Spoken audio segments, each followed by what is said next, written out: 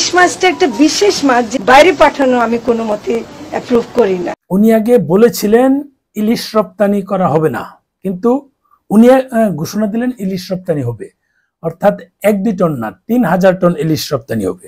না, রপ্তানি বন্ধুত্বের দায়িত্ব আমার না, বুঝছেন।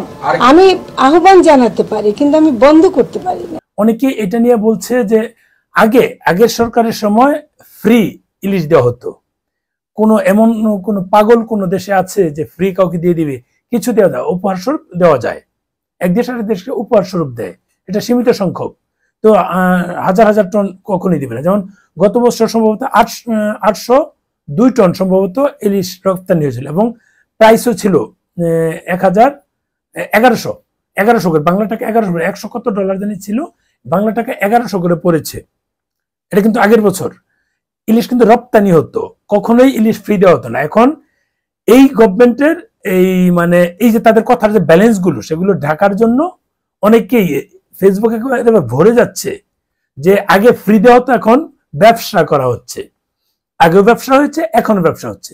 বিষয়টা না, যেহেতু যেই কথা রাখতে পারবে না, জনগণের সাথে কথা বলে জনগণকে ভারত বিদ্বেষী তৈরি না করে, তারা তো এই কাজটাই করছে। জনগণকে কেন ভারত বিদ্বেষী তৈরি করছে? তারা কিন্তু অলরেডি রপ্তানি করছে। জনগণ কিন্তু এই রপ্তানি হবে না। আমরা অনেক রকম কথা বলেছি, যাক এবার এই হবে, সে অমুক হবে, আমরা এবার ইলিশ পাবো। ভারতে ইলিশ রপ্তানি হয়নি, তারপরে ইলিশের দাম কমেনি। গত বছর কিন্তু মাত্র 802 ডলার টনের মতো রপ্তানি, যদিও অনুমোদন ছিল 3800 টনের মতো। আর এই বছর 3000 টন অনুমোদন দেওয়া হয়েছে। কত টন যায় সেটা সময় বলে দিবে, যেহেতু অক্টোবরের 13 তারিখ থেকে আবার আমাদের ইলিশ আহরণ বন্ধ হয়ে যাবে। এই সময় যদিও ভারতের লোকগুলো বাংলাদেশের অংশে এসে ইলিশ ধরে নিয়ে যায়, এটা আগে কখনো আটকানো হতো না, এখন হয়তো আটকানো হবে। এটা ভালো দিক, এটা আমাদের জন্য ভালো দিক। কারণ ওই সময়গুলোতে ইলিশ ডিম দেয়, ওই ডিম ওলা ইলিশ যদি মেরে নিয়ে যায় তাহলে তারা খেতে পারবে, বাট উৎপাদন বাড়বে না। পরের বছর যে তাদেরকে যে ইলিশ দেওয়া হবে, তাদেরকে যে শুভেচ্ছা স্বরূপ দেওয়া হবে, সেটাও কিন্তু দেওয়া যাবে না। এটা তারা চিন্তা করে না। যাক, ওই বিষয়টা মূল বিষয় হচ্ছে যে ইলিশ দেওয়া হচ্ছে, এটা হচ্ছে ফাইনাল। কিন্তু আজকে এক আইনজীবী রিট করেছে যে ইলিশ যেন রপ্তানি করা না হয়।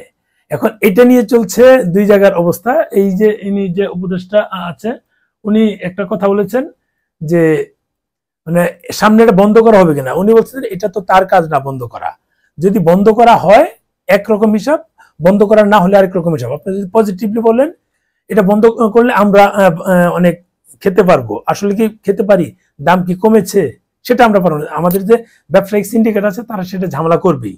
আর যদি এক্সপোর্ট করা হয়, আমাদের কিন্তু বৈদেশিক মুদ্রা আসছে, আমরা কিন্তু ফ্রি দিচ্ছি না, বৈদেশিক মুদ্রা আসছে, এবং তাদের সাথে কিন্তু একটা রিলেশন বিল্ড আপ হচ্ছে।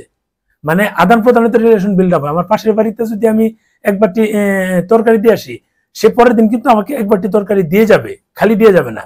1 দিন 2 দিন 3 দিন খালি হতে পারে। যেমন এর আগে ভারত কিন্তু আমাদের কাছ থেকে অনেক কিছু নিয়েছে। আমরা তাদের কাছ থেকে এই যে ট্রানজিট, যে নেপাল ভুটানের সাথে যে সরাসরি বাণিজ্য, ওই ট্রানজিটটা কিন্তু এখন পর্যন্ত পাইনি। তিস্তা পানি তো সেটা বাতি। এখন ভারত একতরফা এক সময় নিয়েছে, এখন সেটা যেন বন্ধ হয়। আমরা দিব, তারাও যেন দেয়, সেরকম যেন হয়। যেমন ভিসার ক্ষেত্রে বলছি, ভিসার ক্ষেত্রে এই জিনিসগুলো, ভিসার ক্ষেত্রে যেন সবকিছু ইজি হয়ে যায়, সবকিছু স্বাভাবিক হয়ে যায়, সে প্রত্যাশা কিন্তু আমরা করছি। আমরা দিচ্ছি, তারাও কিছু দিবে। আমি ভাত দিব, সেও ভাত দিবে, সেটা তো হয় না। একটার বিনিময়ে অন্য একটা আসে। বিনিময় যেটা হয়, বিনিময় প্রথা যেটা হয়, কেউ যদি চাল উৎপাদন করে, সে হয়তো বা মরিচ উৎপাদন করে না, সে যে মরিচ উৎপাদন করে সে চাল নিয়ে যাবে, যে চাল উৎপাদন করে সে মরিচ নিয়ে আসবে। এই তো হচ্ছে ক্যাসলিং। এটি হচ্ছে পাশের বাড়ির সাথে বা আরেকজনের সাথে সমন্বয় বা রিলেশন বা আদান প্রদান যেটাকে বলে। আমার চাল আছে, আমি তার কাছে চালিয়ে আনবো, সেটা তো আদান প্রদান হলো না। ভালো থাকবেন, শেয়ার দিয়েন।